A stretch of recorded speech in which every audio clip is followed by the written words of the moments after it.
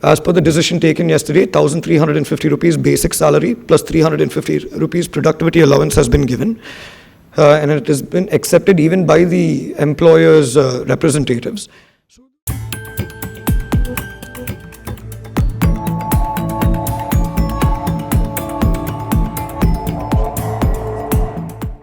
A State Infrastructure Minister Jeevan Thondaman yesterday expressed gratitude to the Planters Association and the Employers Federation of Ceylon for the constructive engagement in the recent wage negotiations, which culminated in an agreement to raise the minimum wage for estate sector workers to 1,700 rupees.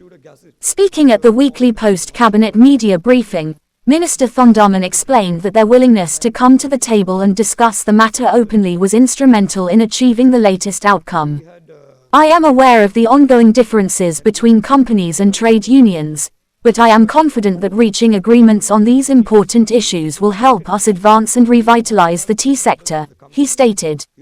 He noted that the new wage regulation will be formalized in a gazette to be issued after a 14-day objection period, during which a mechanism will be developed to determine how the 350 rupees productivity allowance will be paid. Under Section 33 of the Wages Board Ordinance, a quorum for the board's decision-making process required the presence of 2 representatives from the companies, 2 from the unions and 1 from the government. Previous meetings faced challenges as company representatives had refused to attend due to legal concerns, causing delays in finalizing the wage increase, he said. Yesterday, the Wages Board was summoned under the chairmanship of the Labour Commissioner.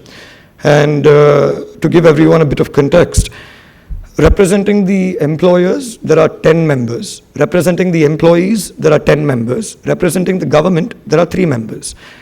Out of the 10 members that represent the employers, 7 of them had been present. Out of the 10 members that represent the trade unions, about 9 of them were present, and all 3 government nominees were also present. Now, as per the decision taken yesterday, 1,350 rupees basic salary plus 350 rupees productivity allowance has been given. And it has been accepted even by the employers' representatives. So the vote which passed the resolution was 14:3. 14 for the 1,700 rupee sum and 3 against it. And the companies have also given their consent to this.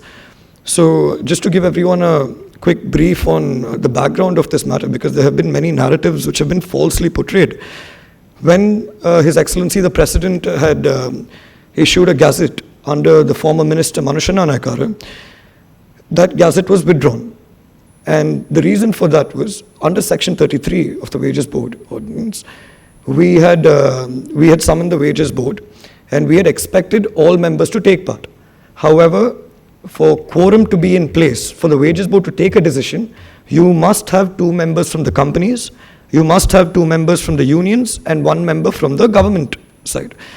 So the previous Wages Board sittings, the companies refused to come, citing a legal matter. They had refused to come, and the Wages Board had gone ahead with the resolution of 1,700 prior to May 1st, with the consent of the unions, of the employees, unions, and the government.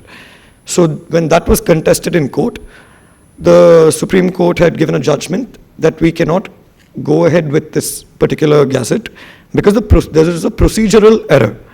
They did not say that 1,700 rupee cannot be given. They mentioned it's a procedural error, to rectify it and come back. And that is exactly what we did. We revoked the first gazette that was put, and we had multiple discussions with the companies. I would like to express my gratitude to the Planters Association and also the Employers Federation of Ceylon for coming forward for dialogue. And they had taken part and they had come to an agreement, and now I believe after 14 days the gazette will be issued. In this 14-day period, we will decide on the mechanism on how the productivity allowance of 350 rupees is going to be paid. Apart from that, I would also like to say that as far as the voting was concerned, I do not wish to make this press conference a political press conference, but I think it is my duty to explain to everyone here as well. It was quite disheartening to see that companies had voted in favor of the 1,700 after much discussions, and 3 unions had opposed this. And all these 3 unions are affiliated with a presidential candidate who apparently speaks for the workers. And I've already mentioned who that is, and I do not want to mention that here. But I think as far as I'm concerned, there have been certain allegations which were put forward with relation to this wages board decision. Number one is that now the wage increase is only once in 3 years, as opposed to what it was earlier. I would like to remind everyone that earlier there was a collective agreement in place. When there was a collective agreement where CWC, LJW and JPTUC were part of, we made sure the collective agreement resulted in a increase in wages once every 2 years. However, due to many political instigations, the collective agreement was abrogated. And once it was abrogated, we lost out on the privilege of increasing the salary once in 2 years. If you were to look at any collective agreement in any field in recent history, it is all 3 years. But we managed to keep it at 2 years. Unfortunately, now it's once in 3 years. But I would like to remind everyone that whether it's once in 2 years or once in 3 years, then the amounts will change. If we are increasing a salary for an estate worker once in 2 years, and let's say if we are increasing it by 100 rupees, then naturally once in 3 years it will increase by 150 rupees. So whatever the calculation is, we will come down to that. And I do not wish to politicize this matter, but this is the reality of it. And the second matter that I must clarify here is the wages board has the mandate to only decide what the minimum wage is plus the allowance. They do not have the mandate to decide what the overkilo rate is. They do not have the mandate to decide the period in which an estate worker's or any worker's wage must be increased, and they do not have the mandate to decide terms and conditions of the said wage. But we have 14 days as the objection period. Within this 14 days, as the government and also unions will discuss with the Planters Association and the EFC, and we'll come to a mechanism on how we'd be able to make the industry survive. And once again, I'd like to take this opportunity to thank His Excellency the President Ranil Wickremesinghe and the former Minister Manusha Naikara, because I think he is more or less the unsung hero of this achievement, because I know the difficulties that he had faced in obtaining this 1,700. And I personally believe that he has gone above and beyond in relation to this. And I would also like to thank the members of the cabinet who is headed by the Prime Minister. For more latest news, subscribe to FTTV.